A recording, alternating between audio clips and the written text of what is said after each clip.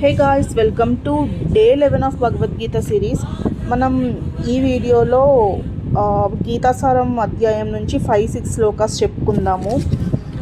5th శ్లోకంలోకి వెళ్తే గురువులు మహానుభావులు అయినటువంటి ద్రోణులు, ఇంకా భీష్ముడు, లాంటి పెద్దవాళ్ళని చంపి ఆ రాజ్యం తీసుకోవడం వల్ల మాకేమొస్తుంది, వాళ్ళని చంపాక మేము అనుభవించేదంతా రక్త కలంకం అవుతుంది. అటువంటిది నాకు అవసరమా?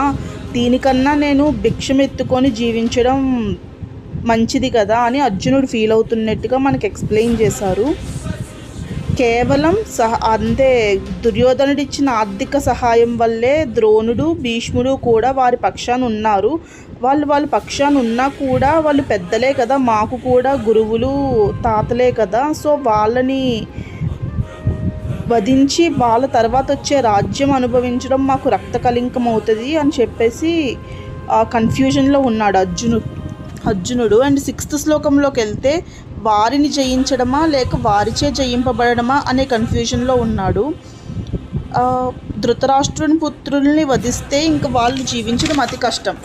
ఫర్ సపోజ్ ఇప్పుడు వీళ్ళు వాళ్ళని చంపారంటే అది వీళ్ళకి కష్టమే, ఎందుకంటే అన్నదమ్ములు కదా. సో వాళ్ళు అందరూ కలిపి చిన్నప్పటి నుంచి ఉన్నారు కాబట్టి వాళ్ళందరినీ మిస్ అవుతారు.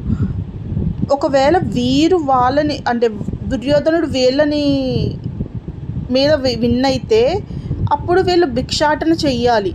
ఏదైనా వీళ్ళకి కష్టమే, బట్ వాళ్ళని చంపి ఆ ఆనందం పొందే కన్నా అర్జునుడు భిక్షాటన చేసుకోవడం మంచిది కదా, అట్లీస్ట్ వాళ్ళైనా బతికుంటారు కదా అని ఆలోచిస్తున్నాడు.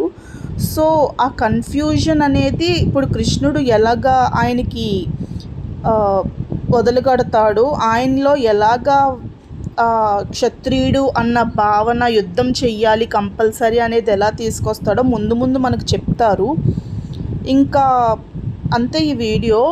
ఈ 5-6 శ్లోకాస్లో మనం నేర్చుకునేది ఏంటంటే, మనం అప్పుడప్పుడు కొన్ని కన్ఫ్యూజన్లో పడుతూ ఉంటాము మన కంఫర్ట్ జోన్ నుంచి బయటకు వచ్చి కొన్ని రిస్క్లు చేయాలంటే. బట్ అవన్నీ వదిలేసి మనం ముందుకెళ్తేనే మనం విజయం సాధించగలం. అంతే. Thank you. బాయ్.